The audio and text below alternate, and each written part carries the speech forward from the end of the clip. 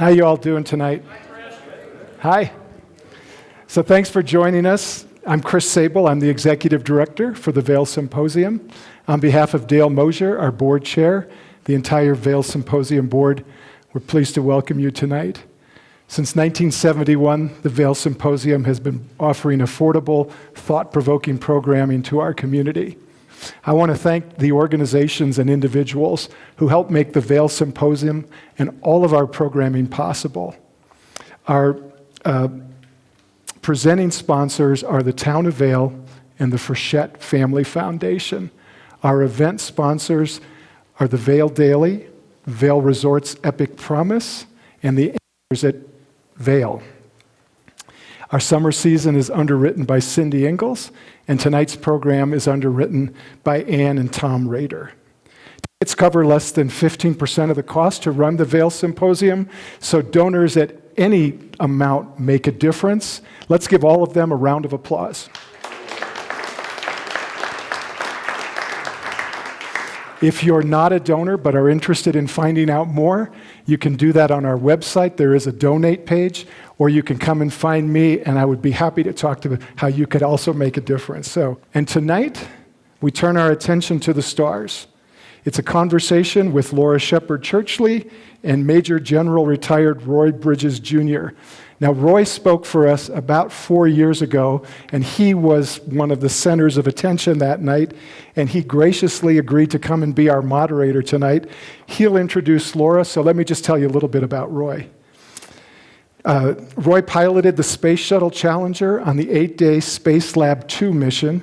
As a pilot, test pilot, and astronaut, he flew 4,460 hours in a variety of aircraft. During his Air Force career, key assignments included being the commander, Air Force Flight Test Center at Edwards Air Force Base, the commander of the Eastern Space and Missile Center at Patrick Air Force Base, and commander of the 412th Test Wing at Edwards Air Force Base. He retired from Northrop Grumman in 2019 after a 13-year tenure, and prior to that, Roy was the center division of both NASA's Langley Research Center and the Kennedy Space Center. He's also recently released a memoir, An Improbable Astronaut, How a Georgia Farm Boy Wound Up Flying the Space Shuttle. He has copies of the book in the lobby, and if you're interested, you can talk to him, purchase a book, and get it signed. So I'm going to turn the program over to Roy. Roy, you bring me back when you're ready for questions. Take it away. Thank you so much. Well, thank you, Chris.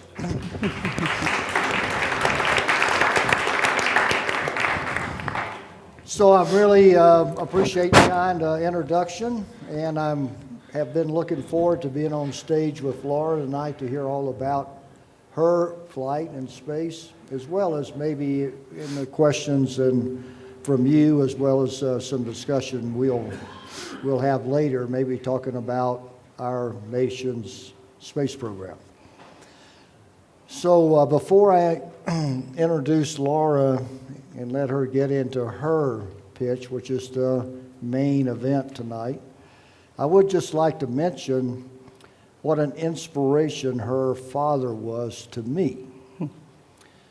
When the Mercury 7 astronauts were first selected in 1959, I was a sophomore in high school in Gainesville, Georgia.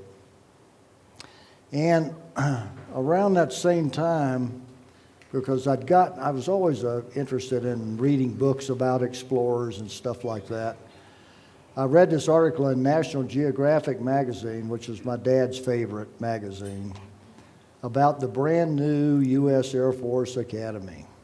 Oh my God, my family had no money. They would pay me to go to school. I could become an engineer. I could go to pilot training afterwards.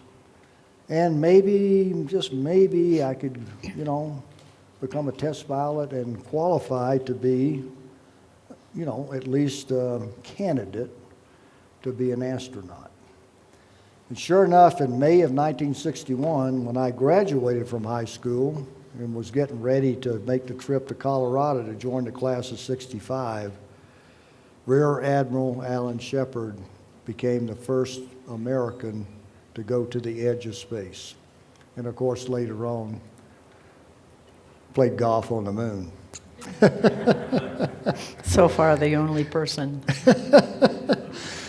So Laura was his eldest daughter. Still am. And she and her husband have 6 kids and 8 grandkids. She has a wealth of experience as a business owner and leader in a variety of community organizations. For example, she's currently the chair of the Astronaut Scholarship Foundation at the Kennedy Space Center. And that organization raises money to provide scholarships for those in the Science and Technologies program. And she also is frequently a speaker at to youth organizations and schools to try to get them interested in the sciences and technologies, which are very important for all humanity, of course, that we encourage people to do that. And I'm not bad-mouthing other professions, don't get me wrong. I got grandkids that I don't think are going into science or technology. Mm-hmm. In fact, one of them is going to be a college English professor of all things. So Laura, now let me turn it over to you, and after you make your presentation, we'll come back and I'll ask you a few questions, and maybe we'll have a little discussion. Okay, sounds good. And then we'll turn it back over to Chris for to field your questions in the audience, okay? And thank you all for being here again. Good evening, and thank you guys for having me up here to Vail. I haven't been to Vail for several years. I live in Evergreen, just down the mountain. Been there since '78. And I was in 5th grade when Daddy announced to us that he was going to be an astronaut. Well, I have my 1959 dictionary. Astronaut is not in it. And so I asked Daddy, well, what is an astronaut? And he said, I loved how he did this because he already knew he was going to be the first. He said, well, Laura, they're going to take me and put me into a spacecraft, and they're going to put that spacecraft on top of a rocket, and they're going to ship me up into space, and I will come back to Earth safely. Well, my sisters, who are 3 years younger than I, we look at each other and we're like, we'll have a good trip, Daddy. Can we go out and play now? We had no idea what he was talking about. So he had 2 years of training before he finally went into space. So we had 2 years to learn about what he was doing. And I loved what my parents did for us. They never once told us that we should be afraid. They never said, oh, your father may not come back. You better give him a hug. I mean, this is really scary stuff. No one's ever... They never said anything like that. So when it came time for Daddy to do his flight, we're like, well, really, have a good trip, because we know you're coming back safely. They convinced us. You know, you believe everything your parents say when you're in 6th, 7th, and 8th grade, so that's how it worked. I'm just going to, I have this cute little wonderful, I love it, show that Blue Origin helped me do. I went into space in December of last year. Blue Origin was the company that sponsored the rocket ship. They built the rocket ship that's called the New Shepard.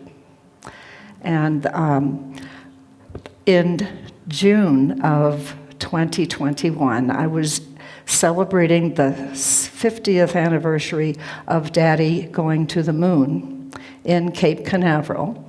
And I was having dinner with some friends. I knew some of them, but I didn't know all of them.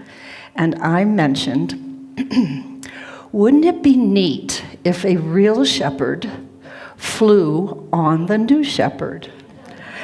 And they said, what a great idea. And so in September, I received a phone call from Blue Origin. I don't know who told whom, but I got the invitation. And so I hung up the phone, and I told myself that I was afraid I was going to be afraid, and I didn't want to be afraid. So I did a little chat with God, and everything worked out just fine. If Daddy could do it twice, I could at least do it once. So I have my program, the first part is Daddy, because my whole life I have been giving talks about Daddy, so I can't leave Daddy out. And then the second half is about my flight. And I'm going to push the correct button. No, I didn't. Here we go. I got it now, maybe. There. This is the original picture of the original 7 astronauts when they were first selected in 1959. And Gus Grissom's right in the middle. And Daddy is second from the right. And, I have to make an introduction. The first person on the left is Scott Carpenter, and Scott's wife, Patty, right here, stand up, Patty. She lives in Vail. She is Scott's wife. Just had to do that. I already thought about that last night. Sorry, Patty. Okay. We'll do this. There we go. Now, this is Daddy's NASA's photo that they sent out. They took, and it's his, formal picture. So if you, maybe not you guys, but maybe your grandparents wrote to NASA for an autographed picture of Daddy, you would have received this. And NASA had so many requests that they actually purchased an autograph machine so that the employees would take the pictures of the astronaut, put it like in a copy machine, and then take a little disc and put it in this, it was a huge machine, put it in there and then push a button and close it down, and it would sign their names. So I don't know if NASA wanted me to tell you that, but I thought it made for an interesting story. And this is they're making his pressure suit. Daddy's flight and mine were exactly the same, only different. Daddy needed a pressure suit. I just needed a flight suit, and I'll get into that more of that later. But you can see the duct tape around the ankles and his wrists, because they hadn't quite fitted the gloves and the boots to his pressure suit. But that's how they made it. That's how they started. And then this is Daddy's cute little rocket. He's up in the dark part up there, that little tiny one. He went 115 miles into space and was landed 300 miles from Cape Canaveral, where he was launched. And his whole mission was 15 minutes and 300 miles. That's all I have to say about that. I thought there was something else.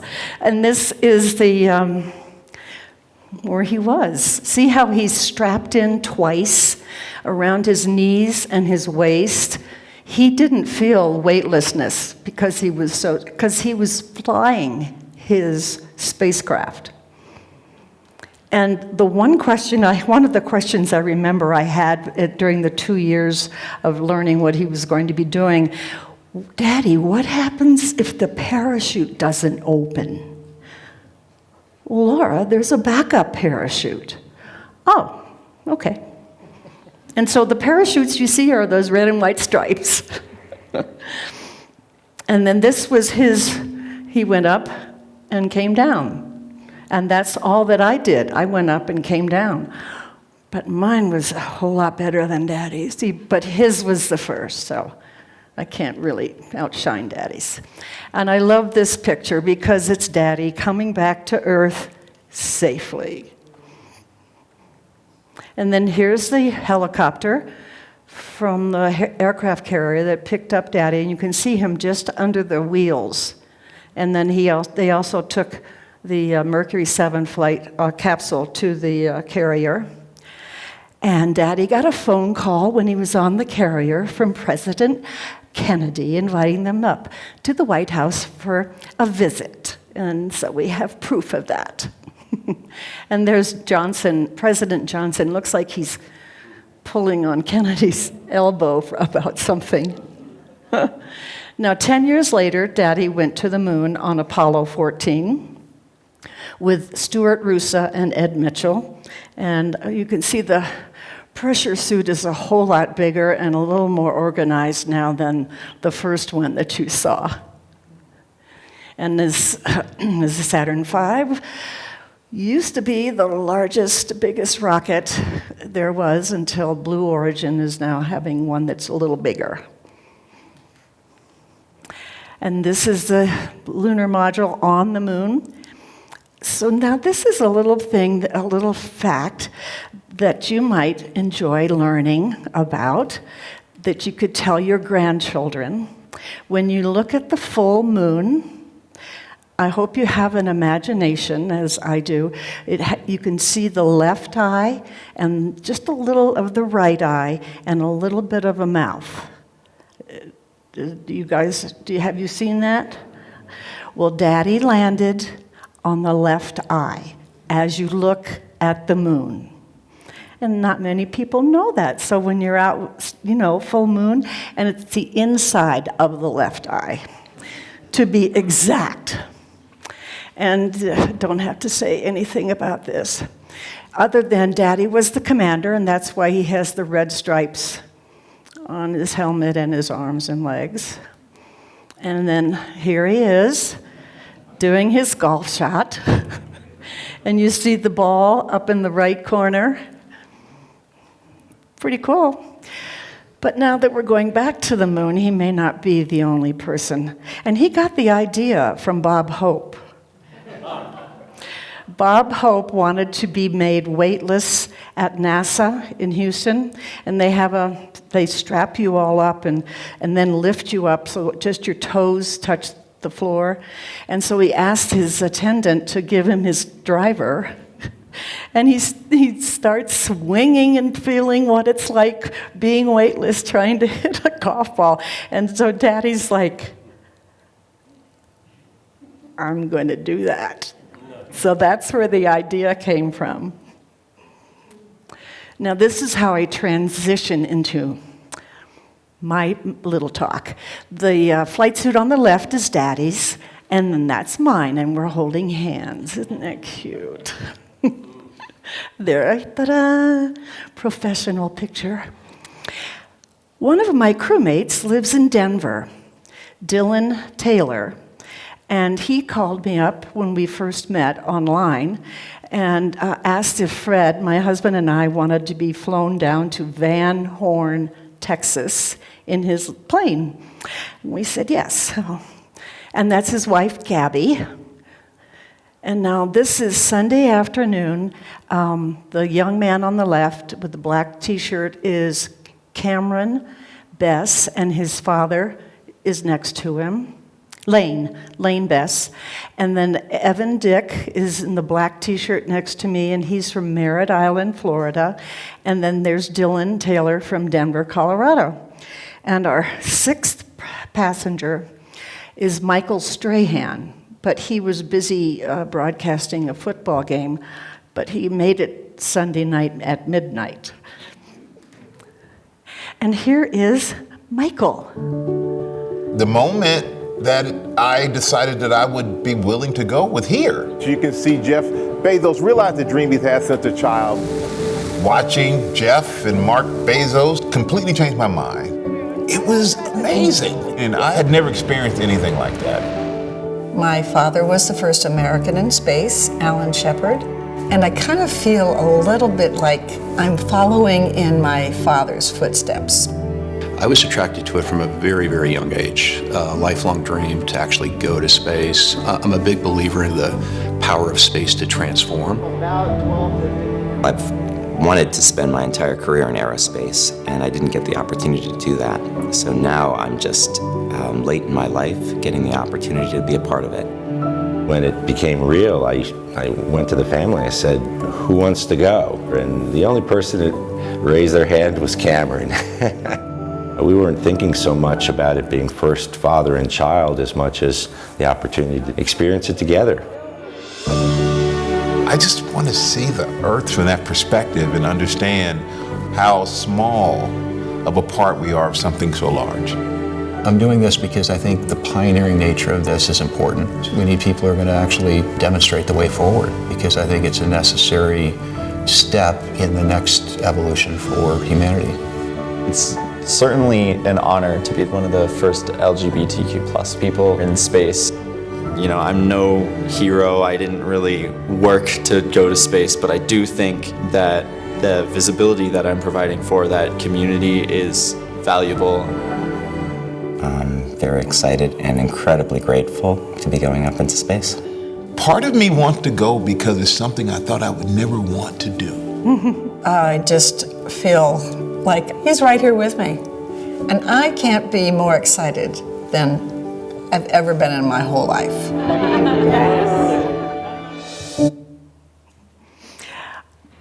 Anyway, I wanted you to meet my crew. This is Michael learning how to harness himself into his seat. We had to do 2 shoulders, 2 waists, and 1 crotch. And we had to do it in a certain order, and it was very confusing. And then, since Michael is on Good Morning America, he had cameramen. That's who's right there on the right side. They were everywhere. Wherever Michael was, they were there filming him. So that was kind of fun to watch. And this is our simulator, where we would go in and practice our flight, which was only 11 minutes. So we had enough time to practice it probably 20 times a day. Get in there, have to do our straps, and then our trainer would come by and make sure they were, tight enough. And this thing on the right with the blue top took up about this much space. It took up half of the space of our spacecraft. And so I didn't like it because it took up too much room, because I thought we could really have fun when we're weightless, not to have this big thing. Well, if you are aware of the latest Blue Origin launch, where the rocket booster took off, and the spacecraft was on top of it, and something happened to the rocket, and it blew up. That round thing is a booster, and it ejected the spacecraft away from the rocket booster. I was so grateful for that. I never said another word about not wanting it there. But that would have been, I'm really sorry that situation didn't happen to us, because that would have been so much fun. Because did you see how fast it shot them up? Oh, that would have been tremendous fun.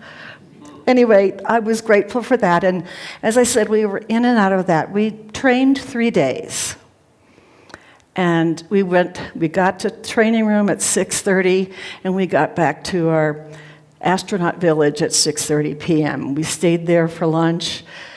It was pretty intense training, but it was all in this wonderful simulator. We even practiced when we landed. The first thing we were supposed to do was to give our trainer a high five. So that's what's happening there. But we're inside.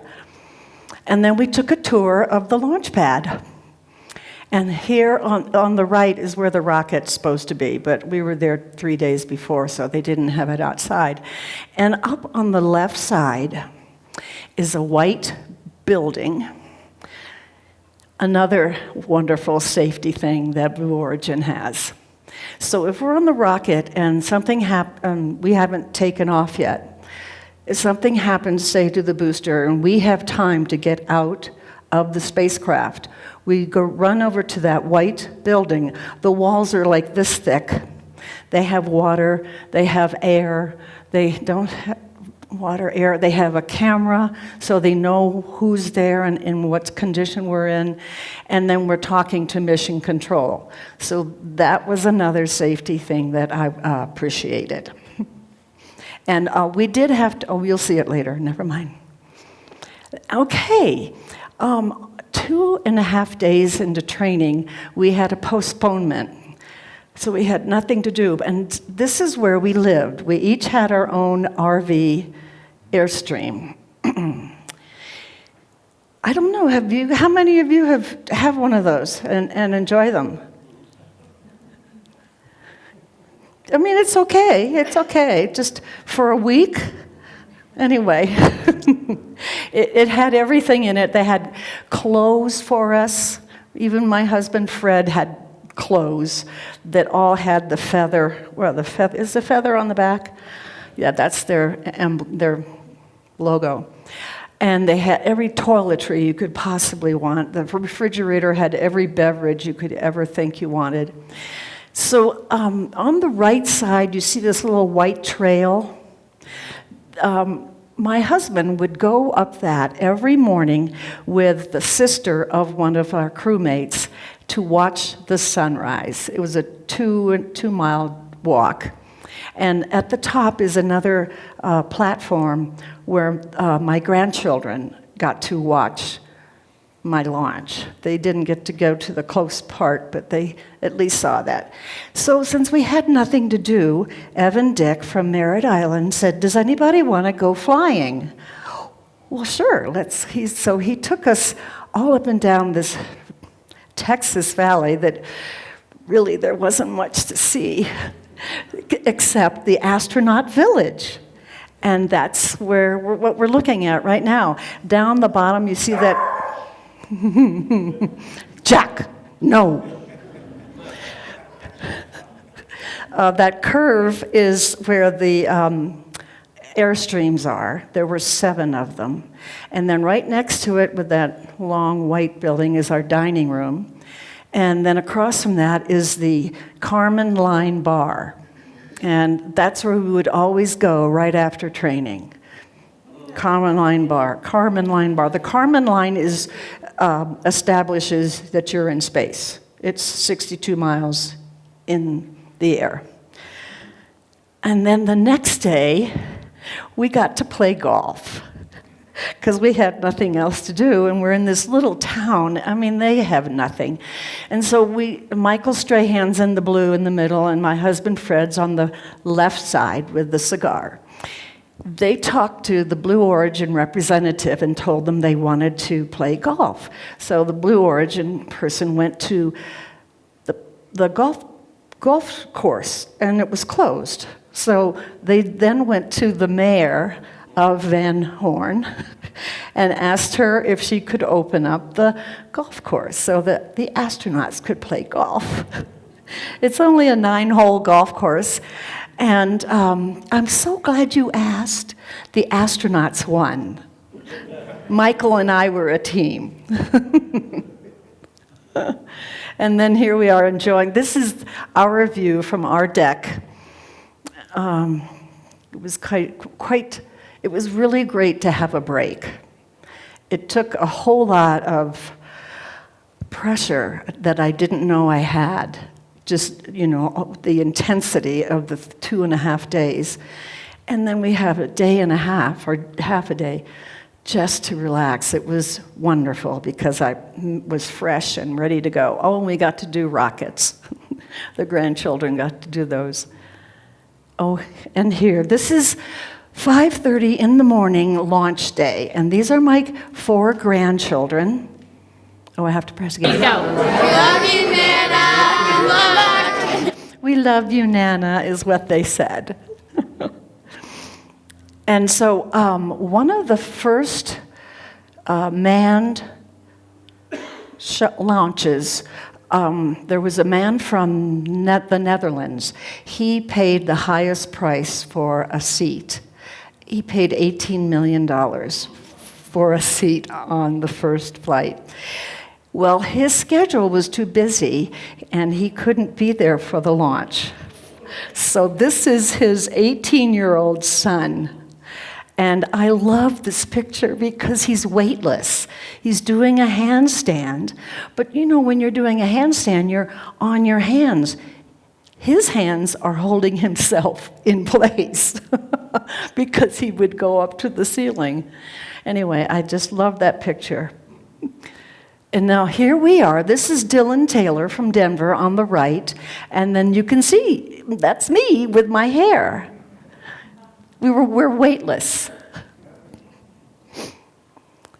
Okay, now this is just a quick, these two trucks, we are in the trucks. They're taking us to the launch pad. And it's a good little clip. We had to walk up 4 flights.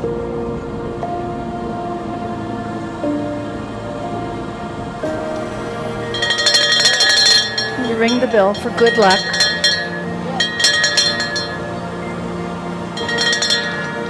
Laura, when your father became the first American to go into space 6 decades ago, Jeff Bezos. It took the entire resources of a nation state.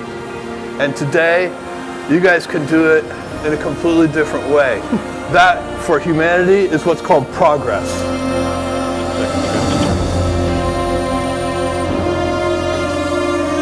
10, 9, 8, 7, 6, 5, 4, command engine start, 2, 1.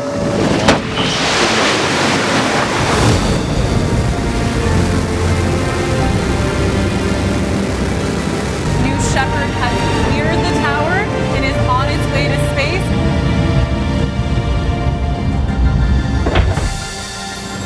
We are weightless. Oh my goodness sakes. Oh, check this out. Oh my God. Oh, you just let go and you go up? Oh, I lost it. Holy.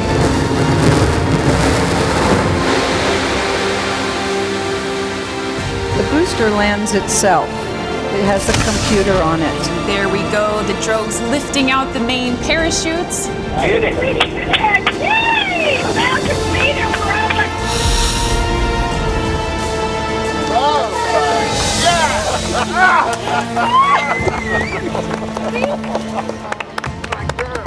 Always there for me. Welcome home, astronaut.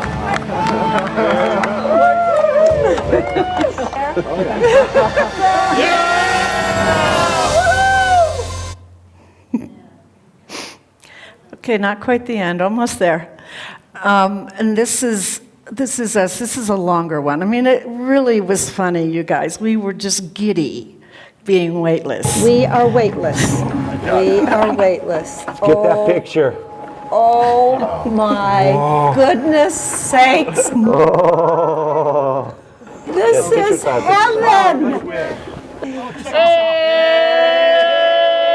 We threw the blue footballs for Michael because he was a football player. We're going to lose a match. Oh, check this out. Oh my God. Oh, you just let go and you go up? Holy moly, I lost it. Oh my God. This is so much fun.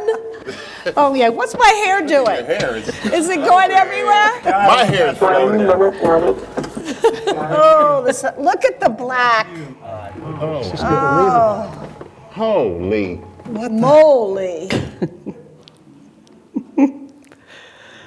Laura, where were you, excuse me, but I just want to do this while you're, where were you when you went weightless? What marker? We were 66 miles in the air. The top? And we only had 3 minutes. Yeah, all right. I think you've already seen this, so I just want to make sure. Okay, so when we landed, our family was there. Fred is on the right, my son Bart is next to me, and then my daughter's on the left side. That was so much fun to have them right there as soon as we landed. That was really cool. And now this is the picture of the original 6.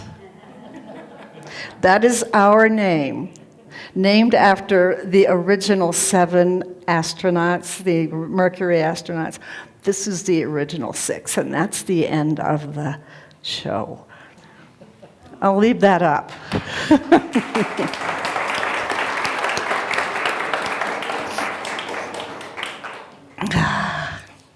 It was really fun. Who has a question? No, is it question time? No, we're talking. Oh. Won't be long. Well, Laura, that was a wonderful production. Thank you. And quite the experience. So, you said 3 minutes of weightlessness? I did. It wasn't long enough. Well, I had 8 days. And you know now this company called Axiom is flying on a SpaceX capsule and rocket up to the space station for like 10 days. How'd you like to do that? I think that would be fun. I don't know if Fred would let me, and Jack may not let me, but no, I think it would be fun.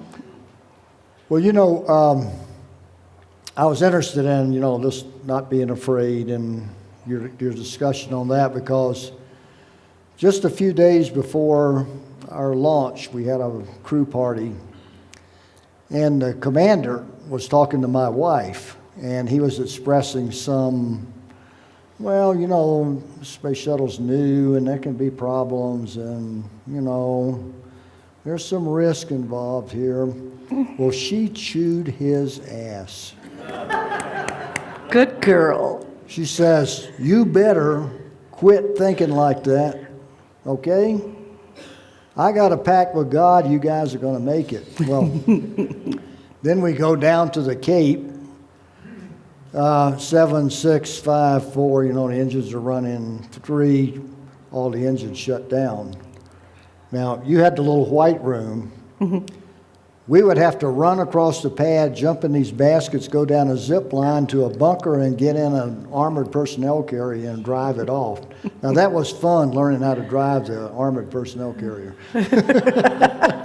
But fortunately, we didn't have to do that. But no. I went to the beach that night, and my teenage daughter was like, what did you do wrong that caused this? And even my commander, when the thing shut down, I noticed he wasn't looking me in the eye, he was looking at my hands. And I said, Gordo, I didn't touch a thing. It was an automatic shutdown. Well, then, wow. A couple of weeks later, we go back, and just as we're passing 5 minutes, 45 seconds, so we just passed our opportunity to land in Spain, and we lost an engine. The only time in the whole 135 mission shuttle program that we lost an engine. Jeez. And I have the picture, but I had to hide it because somebody took a picture of my wife when they said abort. So I just had to. This whole idea about, you know, my wife of 55 years supporting me as a fighter pilot, test pilot, and astronaut. I mean, I was just so pleased that she could not be afraid. Right. You just don't want to, doesn't do any good. I know. There's nothing you can do, and you might as well just be supportive.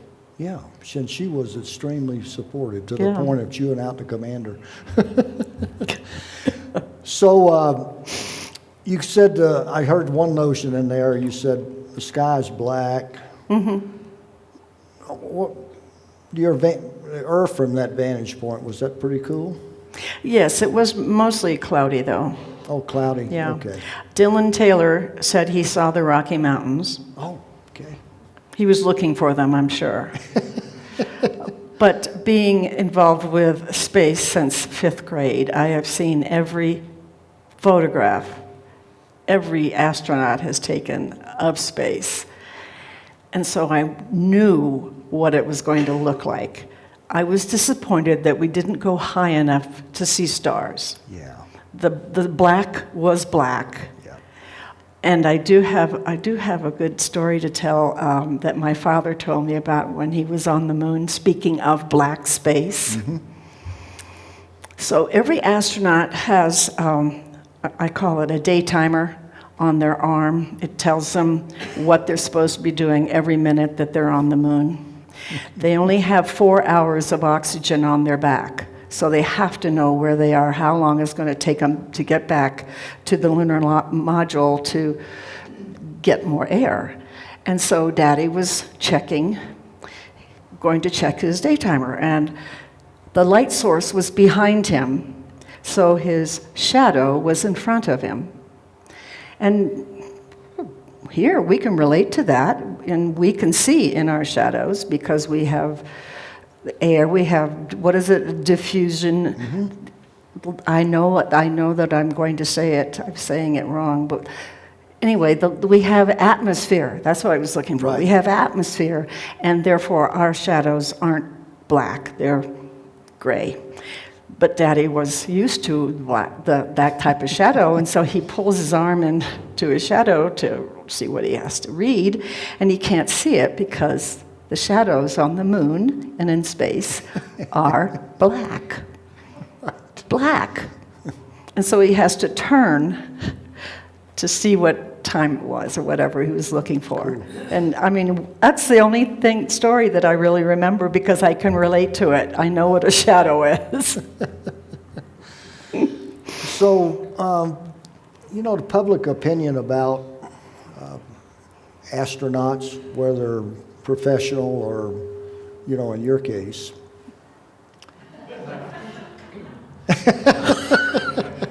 I couldn't think of the right words. I have my wings. No, I know. My FAA wings. Yes, of course, and you earned them. And whereas it took you 3 or so days. Mm-hmm. Took you 3 years. It takes a few years to do it the other way. But anyway, what I was going to say is public opinion has been kind of like this on the program, about how much funding NASA can get and whether or not we should go to the moon in the first place. Well, we all know that story pretty well. And now here we are, maybe, if they can get this damn rocket off the ground, about to start the Artemis program and go back to the moon with a little different agenda. Yes, exactly. It's going to be a little more research into, are there resources on the moon, like ice at the South Pole, and what can we learn there that might either say, well, you could go to Mars and, do okay there or not. We're going to test out a lot of technology. But what's your feeling about the Artemis program and whether or not there's a lot of support for it, or what do you hear? Well, I was disappointed with the Apollo program only because we had 12 men go to the moon. But in thinking about this through the years, our only reason for going to the moon was to beat Russia. That was the only, there was nothing, yes, we brought rocks back and we did explore and they were trained, et cetera, but there was nothing else planned. And I just can't believe that was our mentality back in 69, 70, 71. Artemis at least is going to stay on the moon and hopefully go. They have an agenda. Yeah. And so, I'm hoping that they can figure out how to get that rocket off the ground. Well, let's hope so. As we all know, we lost Apollo 1 with 3 people. We lost 2 space shuttles with 7 each, another 14.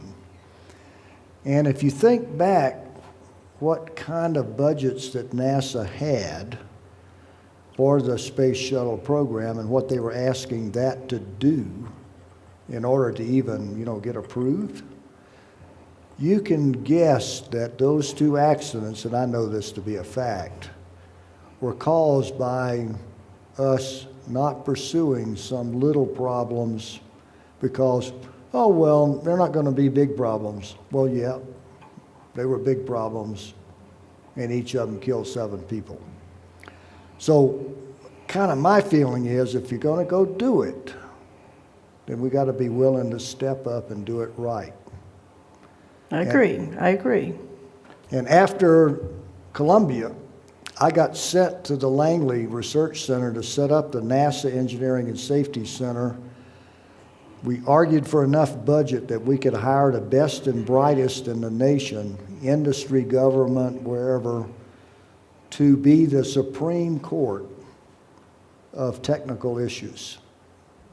So nobody, again, could, push something off in the corner and not discuss it. When I went back on their 10-year anniversary, they had done 500 in-depth technical studies of things that were nominated from chief engineers at the field centers. That's awesome.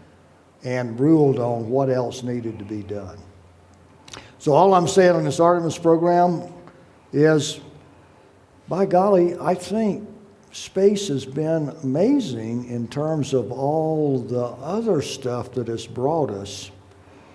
And there's a lot more to do. There's a lot more to learn.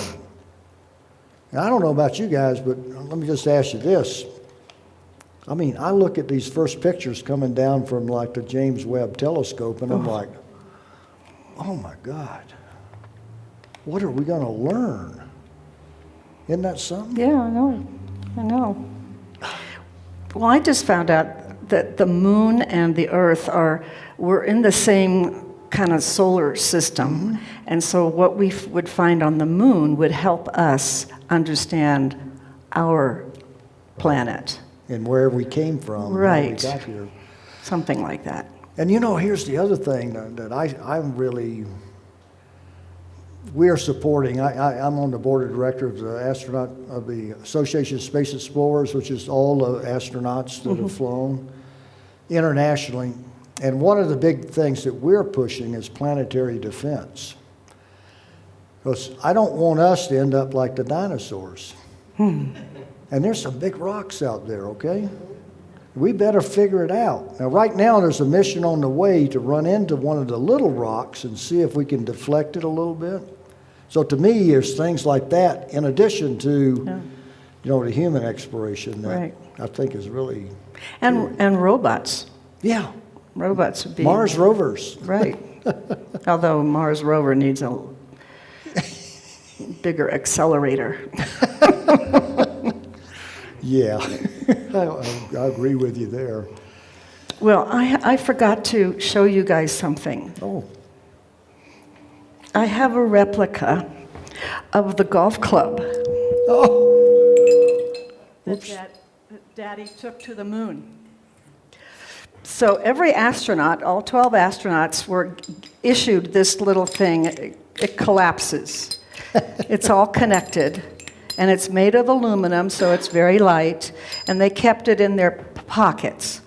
And so, just ignore the golf club, okay, just for a minute. And so all they had to do is just go like this, and it would go into place, because their gloves were so bulky, they really couldn't do too much like I'm doing right now. Okay, so hang on. Good thing I didn't go to the moon. I'd still be there. So that you just lock it in place, just like that. And what the astronauts would put on the end of this is like a shovel for digging, or a probe for pushing down into the dirt to find out what the moon surface is like, or a pitchfork for lifting heavier rocks.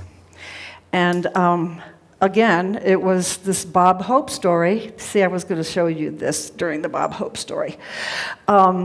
Daddy went to his golf pro in Houston, Texas, River Oaks Golf Club, and told him what he wanted to do. And so the pro took a 6-iron, cut it off, and adjusted it somehow. I can't take it off. It's permanently there. And so Daddy, after they would let him do this, hit the golf balls on the moon, if his mission had been good. And his mission had been good, so right before he hopped into the lunar module, he couldn't put both hands together because the spacesuit was so bulky, so he had to use one hand. And he hit two balls. They are still there. Some young man from London has a camera that Anyway, he sent me a picture of the two. And then Ed Mitchell threw one of the poles they used, like a javelin. And his javelin is kind of close to one of Daddy's golf balls. But I thought you might enjoy seeing that. He really did not take a real golf club to the moon. Just the head and 2 balls. So we've got Blue Origin and Virgin Galactic that are flying people in space. And SpaceX. And SpaceX. So how do you feel about this deal of buying seats and I think it's great. Okay. I think it's great. More people should go into space. It's so much fun. Yeah. As long as you don't have to train for 3 years. But my flight, we didn't drive our spacecraft. It was all computerized, computer generated by the guys on the ground. And we went up 66 miles and came down 2 miles from where we launched. Not 300 miles as Daddy did. But we didn't drive it. We just went for a ride. So now, even after the space station is going to retire sometime later in the decade, maybe by 2030, there are companies that are even building private space stations. So it could be that being an astronaut is going to be a lot different in the future. My crew partner, Dylan Taylor, from Denver, has one of these companies.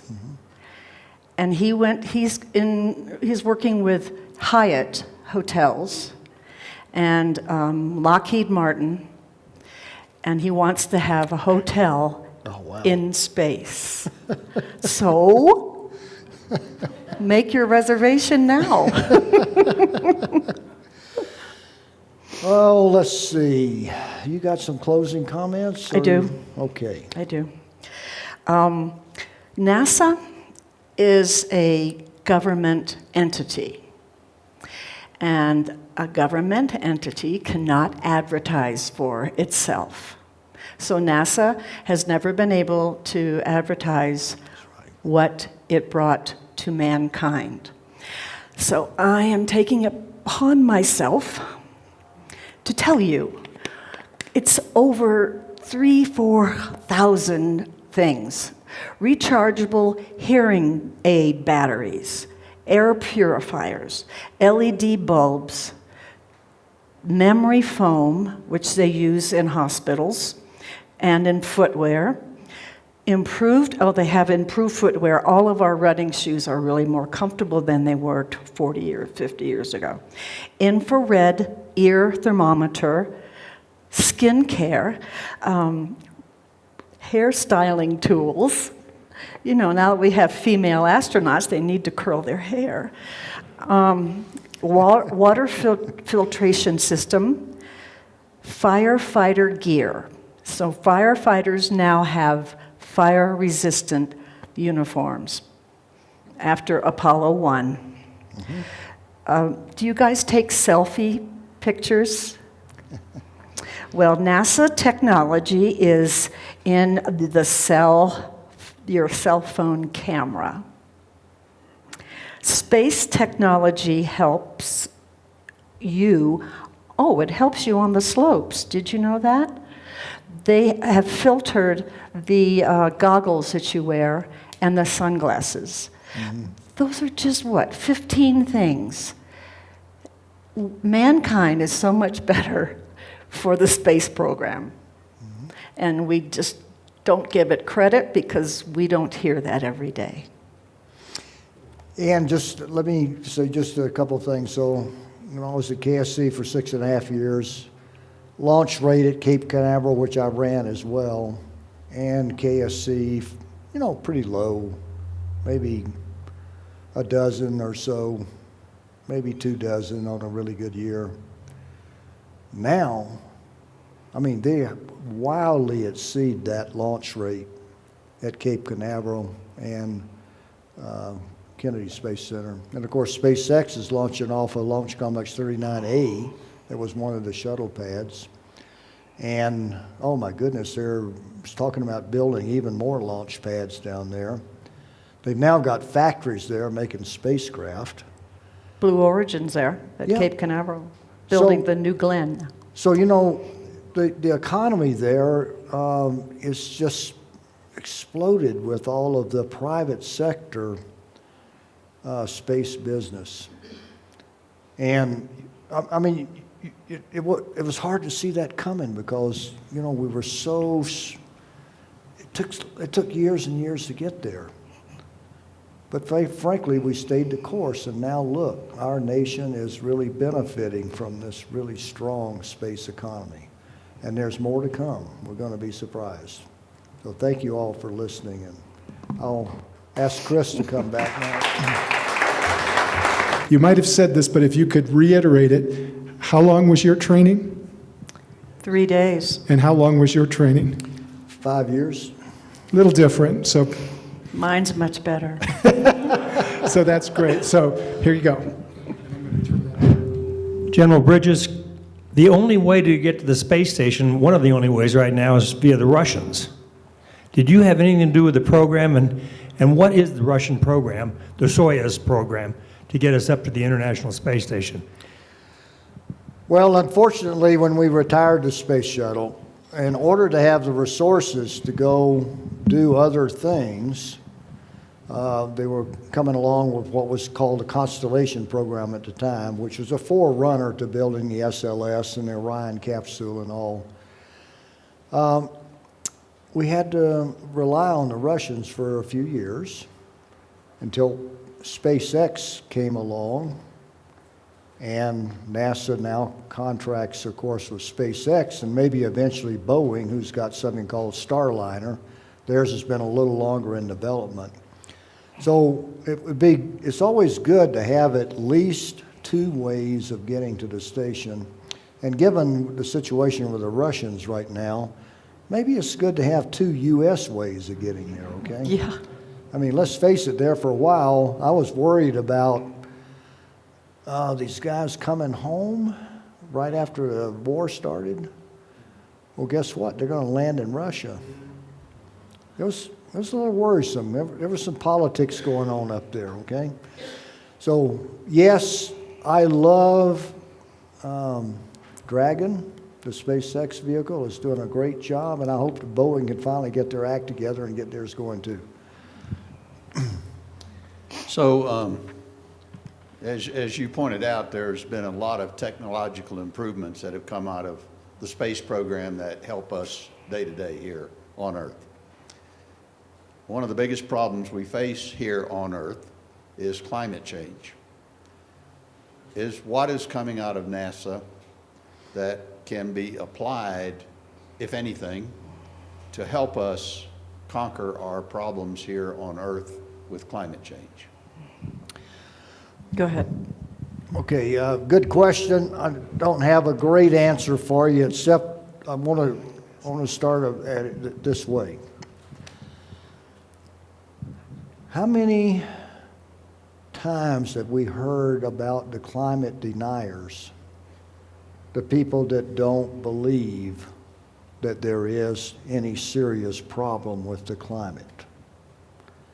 You know, that is one stream in politics that has kept us from investing in things to do something about this.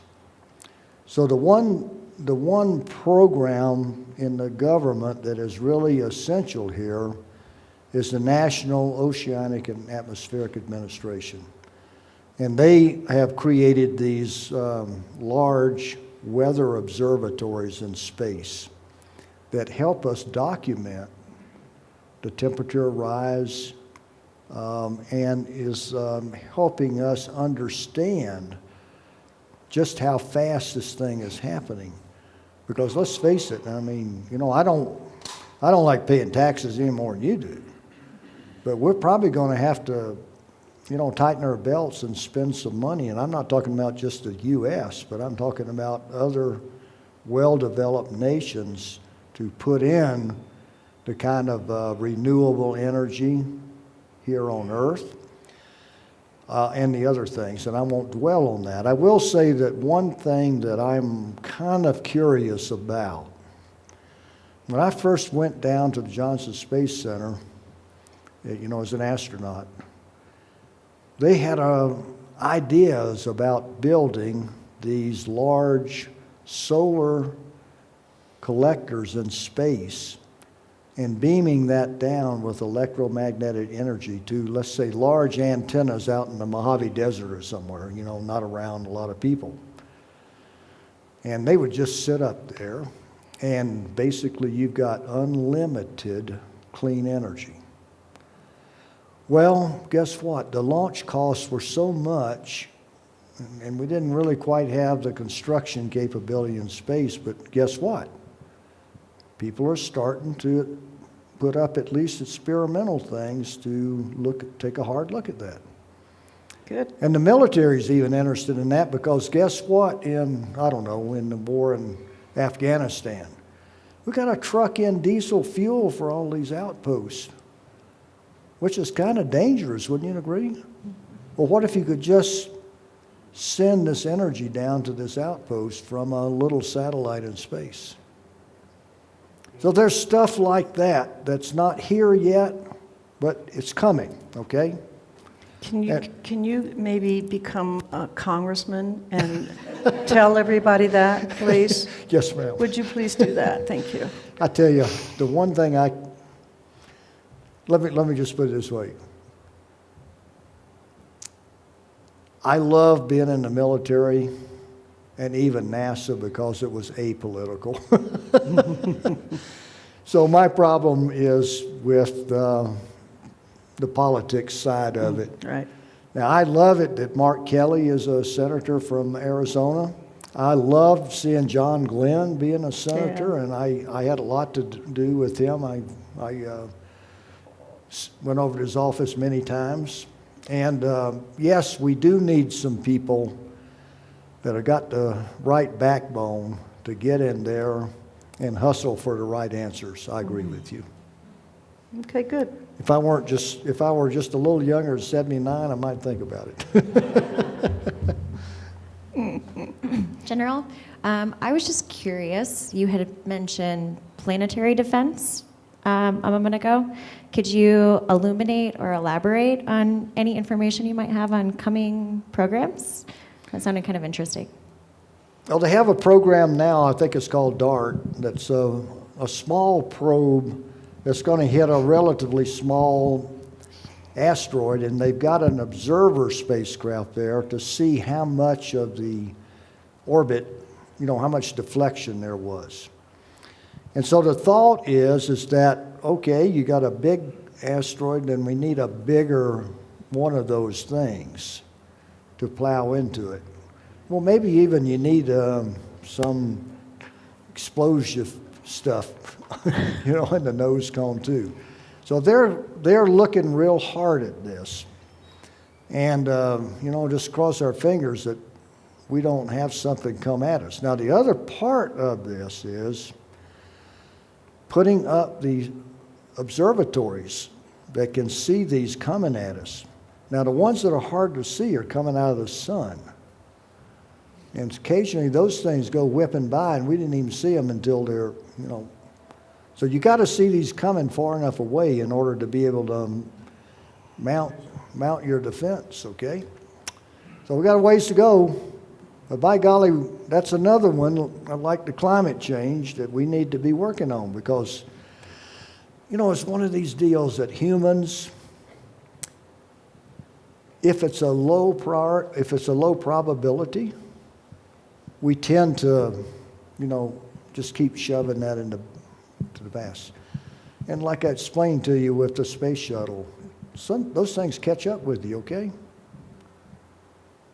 And hey, look, that baby that landed down in Yucatan, you talk about a climate fixer, that would fix it. It cool things down pretty damn fast. Good evening. My name is Blake, and I was just wondering, what did you enjoy more, the ascent or the descent? Or what were you fearing the most? For me? Both of you. I liked the launch only because it reminded me of driving with my father in his Corvette. And it was way back before seatbelts, you know, and Daddy was teaching me how to drive a stick shift. And he would just floor it, and I would be forced back. It was so cool. And this launch was that, except heavier and longer. And I wasn't sitting up, I was about this way. But that was really fun. Yeah, well, on the shuttle, when you're on the first stage, the solid rockets, I was like a cat trying to hold on to a glass window, you know? I mean, there's not much to hang on to, and that baby is, you know, rocking and rolling, okay?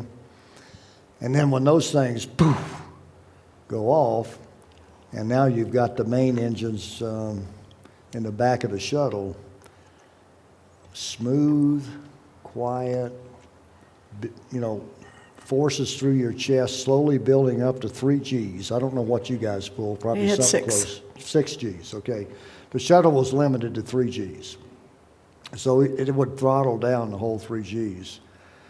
And then when you hit MECO, main engine cutoff, and you fired some engines in the nose and tail to move away from that tank. So it's bam, bam, bam, and you're moving away, and then, you know, things start to float up in the cabin. It's kind of a cool sensation.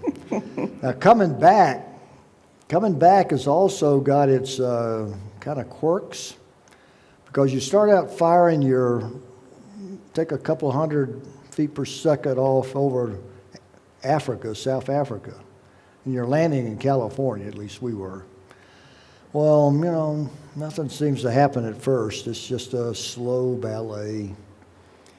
And then when we hit entry interface, that's when you start maneuvering, because you need to turn around your center line so you end up over the air base right with the right energy, right? Not too much, not too little. And I swear we're over Guam, and I can see whitecaps. And I'm like, I don't know if we got enough to make it here or not. But then as you get closer to California, everything starts happening faster. It's like, you know, the tempo just keeps building up until finally you're over the field. And we end up making kind of a 180 pattern. So I'm looking at the runway, and Gordo kept saying, hey, how are we looking? I said, Gordo, just let me fly it. I can see the runway. But he wouldn't do it. And it's a great glider. You know, it's coming down like 300 knots with the speed brakes out. Lower the gear at about 400 feet. That was my job. And then you make this slow flare and get it on more of a normal glide slope, because this first glide slope, you're like 19 degrees, okay, instead of a normal like 1.5. And Gordo did a good job touching down on a lake bed. We had crappy brakes at the time, that's why we landed on the lake bed. But then, after being in 0 G for 8 days, I'm like, I can't stand up. I got to really lift my legs out over the center console and grab the back of the seat and pull up, and I'm like, you know, I don't have a sense of balance, and I feel like I weigh about 300 pounds, okay? So we clomp around in there for 10 or 15 minutes until we feel like we can get down the steps. And then we go down. And now, well, we see the dock and take a shower. You know, 8 days without a shower, so it's kind of a good idea before you go meet people. And then we go meet our wives, and we got some hors d'oeuvres and stuff there, and I was pretty hungry. So I'm eating my hors d'oeuvres, and I start to float over to the table. And my wife notices this and grabs the back of my shirt. Keep me from falling on my face. And then that first night at home, all our neighbors are out front waving their little flags and everything. It's, it's like 10 o'clock at night. We finally, after visiting them a while, we go in, and I'm really tired. I've been up 24 hours. When I flopped in bed, I thought I was going to suffocate because I just did kind of a belly flop.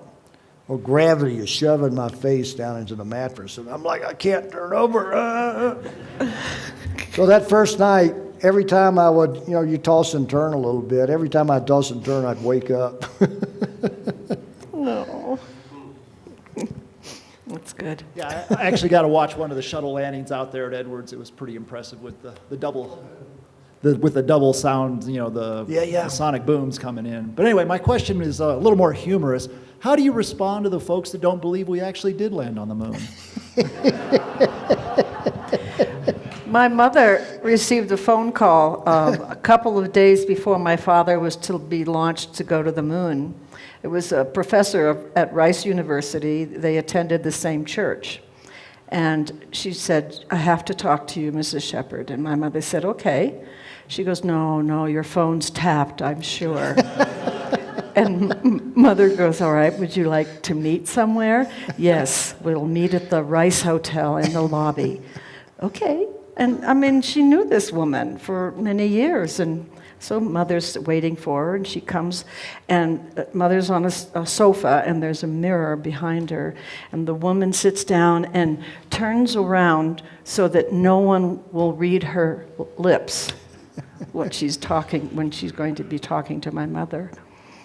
She, a professor at Rice University, believed that it was all done in the desert with mirrors.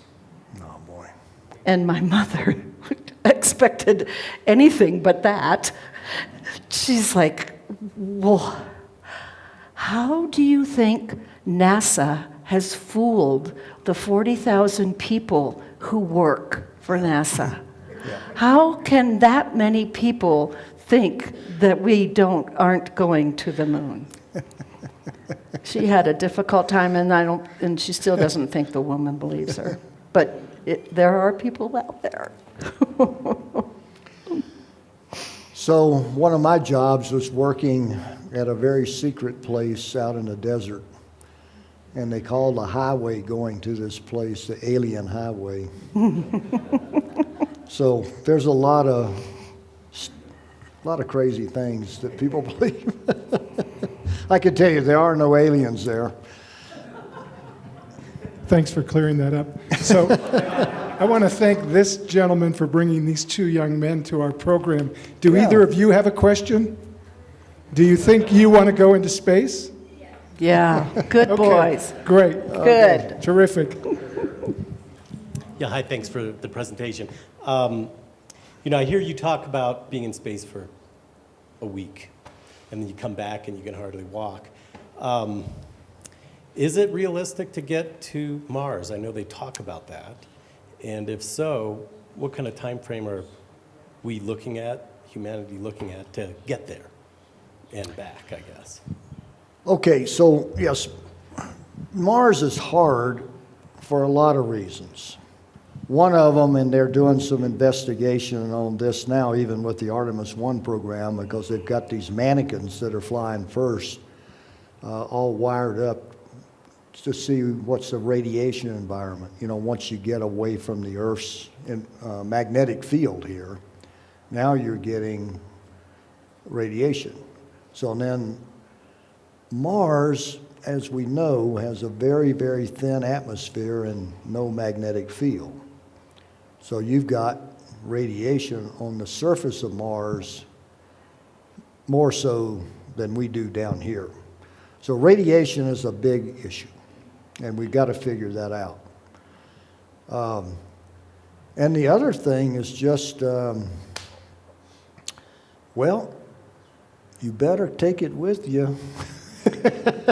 Man needs air, food, water, and none of those are anywhere up there. There you go. You have to. You forgot a Well, now there are some interesting technologies in farming the CO2 up there. And, you know, you break that down and you got oxygen and you got hydrogen, for example, okay? So we've got to develop those technologies, though, and make sure. And they even have had a little instrument on the Mars rover that's demonstrated making oxygen from the CO2. Now, just a little bit, you know, this is just a little tiny gadget up there. And then the other problem is that, well, let's see now, it takes you 6 months to get there. How long you got to be there before you can come home? You know, it takes, this Mars is going on the other side of the sun from us for part of the journey, right? So it's a long way home. So you have to wait until you kind of get lined up again. So some of the missions, they're even talking 1,000-day missions. So how long is it going to be? Okay, well, I've got buddies that are working on rockets that get you there a lot faster. And that means you could not spend so long and you can get back faster. Plus these other things we just talked about for the food and water. And we've got to work that out before we can go, because we don't want to send people there and get them stranded, okay? But couldn't they stop at stop at the moon on the way home? They could. Or they could stop going. And maybe if we have propellant farms and I don't know, stuff like that there, maybe that's, you don't have to lift it off of the gravity well here on Earth. That's true. There are a lot of things that we're going to be playing around with to make this faster. I hate that. Faster. I started to say faster, better, cheaper, and I just hate that. I know. That was not good in the shuttle program.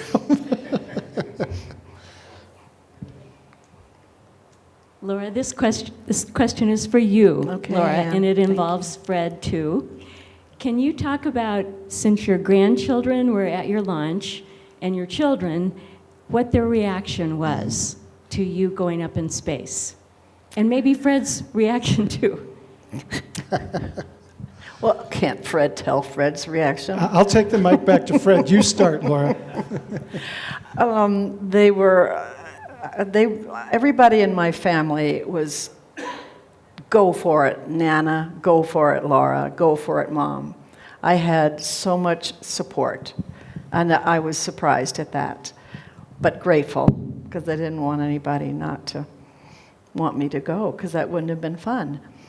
But my son was teary-eyed when I got there.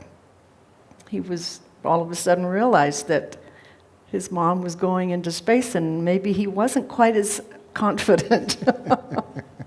But the grandchildren were great. Okay, Fred, your turn. Well, it was great too. Yes. Sorry.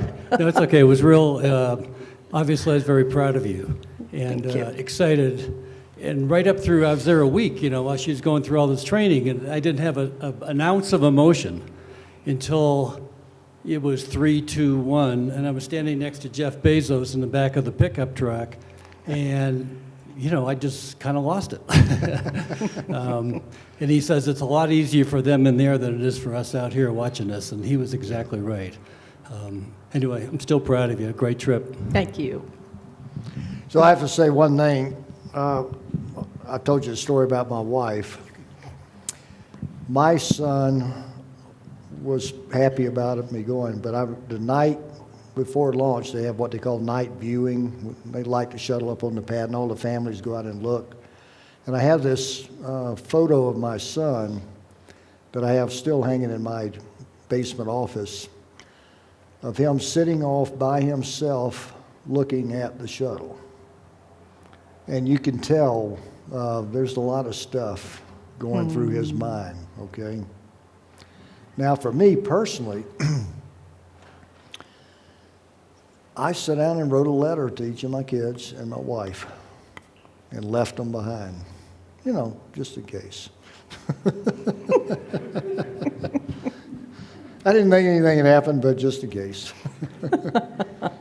Hey, Jack. So, in your guys' opinion, who's got the best private space program?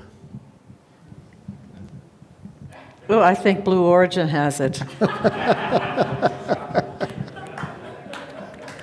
You asked. I mean, they don't have to ask the general public for money. Right. For starters. Mm-hmm. Well, and space is hard because here recently they've had a failure with the Blue Origin. Right. And of course, Virgin Galactic killed a couple of people in some of their early test flights. Okay. Right. So it's hard. We've got to be careful. So, do you want to tell us just a little bit about your book? Well, let's see. I'm not trying to sell you on the book. This is, I'll give you just a minute or two on it. But I wrote this book and I titled it An Improbable Astronaut because, look, I grew up on the farm in Georgia.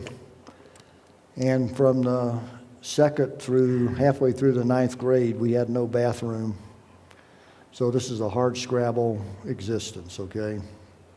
And my dad went broke on the farm and he had to get a job in town where my mom was already working as a nurse. She kept food on the table right towards the end there. And so we finally had a house with a bathroom. And that's what I already told you about deciding, because the space program started, that I want to go to the Air Force Academy and blah, blah, blah. Well, the thing about it is that all of that is hard. The first time I took astronautics at the Air Force Academy, I dropped out before the first graded review because I just wasn't doing that well. And I eventually ended up winning a scholarship in astronautics to get a master's degree at Purdue University. Go figure. Long odds. And I was on academic probation for astronautics going right into my final exam. And I went in to take this exam and I'm like, I can't believe it. This is exactly what I studied for. And I wasn't cheating either. And so instead of getting a C in the course, the guy gave me an A. So that kind of paved my way to Purdue. At Purdue, the first quiz in the summertime there in double E, I make a 21, but I wasn't the lowest score. First 9 flights in pilot training, I got a fare and I got put up for a washout ride. It turned out I had a really crappy instructor for those first 9, and I went up with the old Air Force major for that last one. And instead of yelling at me all the time, he didn't say a word one. And when I got back down after doing what he asked me to do, he gave me an excellent. I never looked back. Well, anyway, long story short here, the longer story's in the book. There was a lot of hard work, almost didn't make it, but made it, to actually getting to the point where I was, sending an application to be an astronaut. Oh, by the way, I went down and they, medical check, all okay. I seemed to do well, but I got called by somebody in the human resources office instead of the head guy. So I knew I wasn't selected. The second time, I had not even applied because, I was a couple of years older. I hadn't been flying. I got a Pentagon job. And a guy called me up from the Military Personnel Center. He says, hey, we see you haven't turned in your application. You got to go down for an interview last time. So I literally erased the date on my previous application and sent that in and got selected to go down again. And when I got down there, they said, at the cocktail party they had on the first night, where they said, well, you got to write an essay, 500-word essay on why you want to be an astronaut. And I said, screw that. So I'm in the green room waiting to go before the board, and they came out and said, hey, we can't find your essay. And I said, It's because I didn't write it. And she says, well, you have to have one. And she had a pad of paper. I says, give me that pad of paper and your pen. I wrote 25 words and gave it to her. They never said a word about that, and I got selected, okay? So anyway, it was quite a thrill to go through all of those almost and end up on the other end actually getting a flight. Following the flight, because of a variety of events, I had to reinvent myself several times, but I mean, one of those jobs was running the Kennedy Space Center for 6.5 years. And I'll tell you, my motto was, living on the beach and launching rockets for a living, it ain't so bad. So anyway, that's about the book, and I've put some family stuff in there too. You know, about how the kids reacted, how my wife reacted, and doing all of this stuff. And they went through hell too, because you know, when you're in the Air Force, they move you around every couple of years, whether you want to or not. Anyway, I just felt like because other people might be hesitant to really go for it, I wanted people to see that, look, if you really want something, well, go for it. And along the way, I could have ended up being very happy just, you know, still being a test pilot, for example, okay? If I hadn't made it into the astronaut program. Along the way, you will find other things you love. And yes, you will have setbacks, but you knuckle down and you go for it. So that's really the theme of the book. Go for it. Thank you. Laura, do you have any final comments you'd like to make? Thank you all for being here. So thank you. Be careful going home. And now let's give them a big round of applause.